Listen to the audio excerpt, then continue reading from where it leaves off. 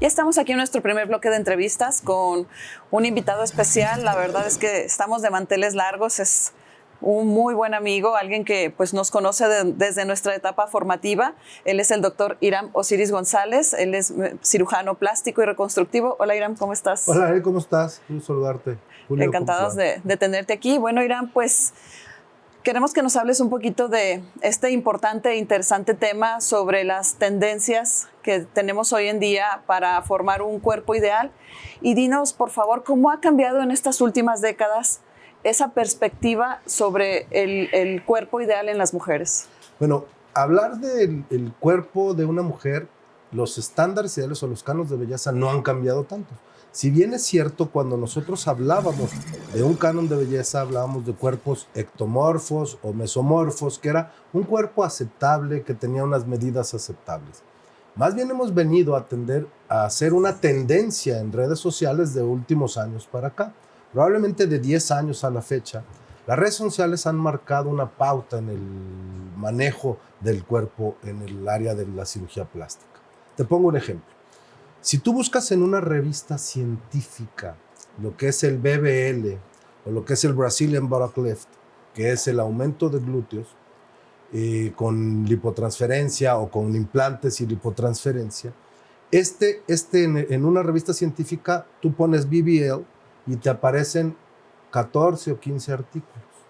Cuando empiezas a hablar con términos más científicos, te empiezan a aparecer más artículos. Pero si tú pones en TikTok, por ejemplo, BBL, te aparecen 8 millones de publicaciones del BBL. Entonces, este tema es un tema de redes sociales más que un tema científico.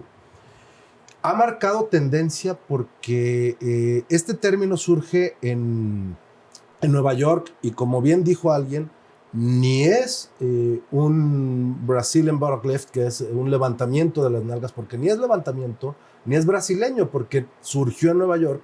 Y cuando entrevistaron en un programa de televisión al creador del BBL, le preguntaron que por qué lo había hecho. Dijo, es un tema de marketing.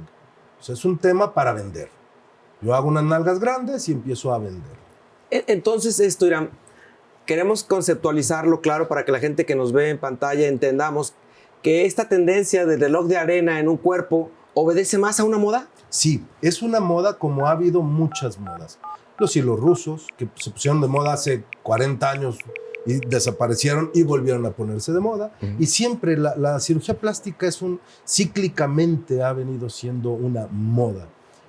Tenemos modas que corresponden, y esto aplicaría a aquello que decía el filósofo español, de que aquel que no conoce la historia está condenado a repetirla. Y esto quiere decir que cirujanos jóvenes creen que están descubriendo el agua tibia o el hilo negro y ponen algo en tendencia, y ahora, ayudados con el manejo de las redes sociales, pues entonces se hace una tendencia y empieza a generar una moda. Y entonces hablabas sobre este tema de las redes sociales. ¿Qué papel o cómo es que han creado una tendencia estas redes sociales hoy en día?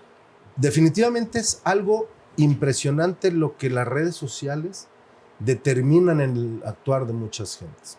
Hay que recordar que una red social ahora es como la sección amarilla de hace 50, 60 años.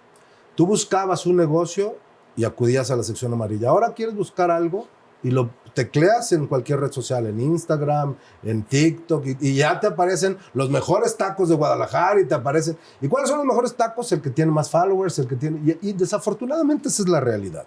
Entonces, ¿cuál es el mejor cirujano plástico? El que tiene más likes, el que tiene más followers, el que se promociona más. Ese es el mejor cirujano plástico. Cosa que es muy distante de la realidad.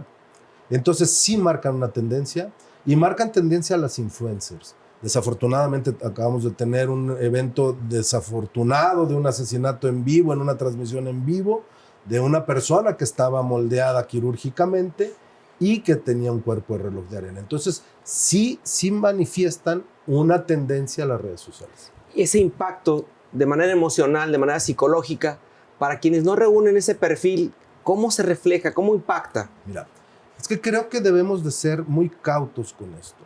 Las pacientes tienen una aspiración de modificar su cuerpo, Y la obligación de nosotros como cirujano plástico es decirle a la paciente, sí, yo te puedo modificar, pero acorde a tu estructura corporal, esto es lo que yo puedo lograr.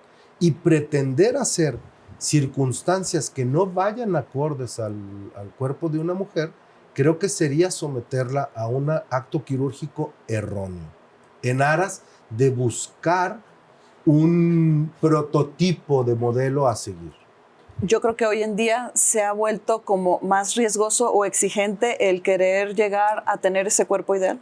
Sí, los cirujanos jóvenes están siendo más arriesgados en los procedimientos, están buscando hacer más cosas que ha generado mayores complicaciones, incluso fatales. Con los aumentos de grandes volúmenes, se ha visto que están tendiendo a tener fallecimientos los pacientes. En la Sociedad de Cirugía Plástica de Florida está prohibido inyectar grasa si no es guiado por un ultrasonido. Aquel que lo haga le quitan su licencia. ¿Y esto a qué se debe? A que primero empezaron prohibiendo la inyección intramuscular, que durante 40 años o 35 era el ideal estándar para inyectar grasa, propuesto por el doctor Guerrero Santos. Y no teníamos tantos accidentes, pero los volúmenes que se inyectaban cuando yo me formé eran 350, 400 mililitros en todo el glúteo. Ahora se están inyectando 1500, 1800, 2000 y por ahí hay publicaciones de hasta 4000 en cada glúteo. Entonces, esto nos habla de que es demasiado el volumen de grasa. ¿Embolismo graso es el problema? Embolismo graso es el problema. Yo hice un estudio con una tesis de uno de los residentes, en donde hicimos un estudio en las ratas, en donde inyectamos grasa intramuscular y subcutánea, buscando émbolos grasos tanto en pulmón, en riñón, en cerebro y en hígado de las ratas.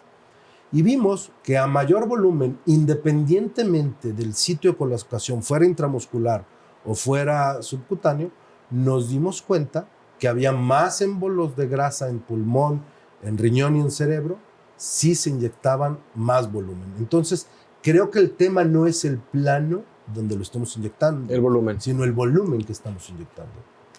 Ahora, como el fenómeno se ha vuelto algo vertiginoso, ¿cuáles son los procedimientos más solicitados de manera específica para lograr una silueta de estas características del reloj de arena? Bueno, es una lipo 360, o sea, de todo el contorno corporal, algunas veces combinada con abdominoplastía, aumentos mamarios exagerados, con lipotransferencia exagerada, y ahora que está muy de boga el manipular las costillas, ya sea luxándolas, ya sea resecándolas, en el contexto de que debamos hacerlo.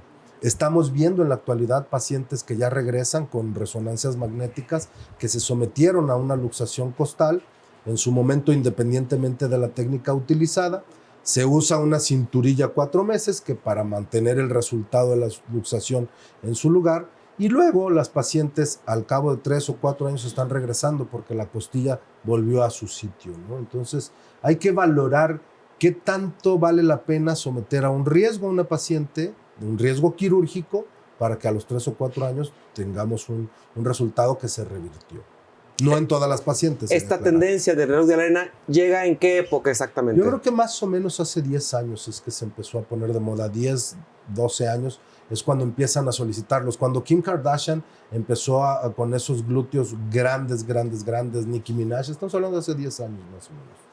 Que ahora ellas ya empezaron a revertirlo, las Kardashian ya empezaron a revertir. Así como vino el fenómeno de explantación de implantes, se está viniendo a experimentar la consecuencia de todo el fenómeno de poner grasa en cantidades exageradas, porque obviamente la lipotransferencia vino a marcar una moda restringiendo de alguna manera el uso de implantes sintéticos por un fenómeno pues que socialmente se demostró que había estados inmunológicos alterados y que lo autólogo ofrecía más beneficios, ¿cierto? Cierto, estoy totalmente de acuerdo, aunque ahora la tendencia actual es hacer una cosa que se llama gluteoplastia híbrida.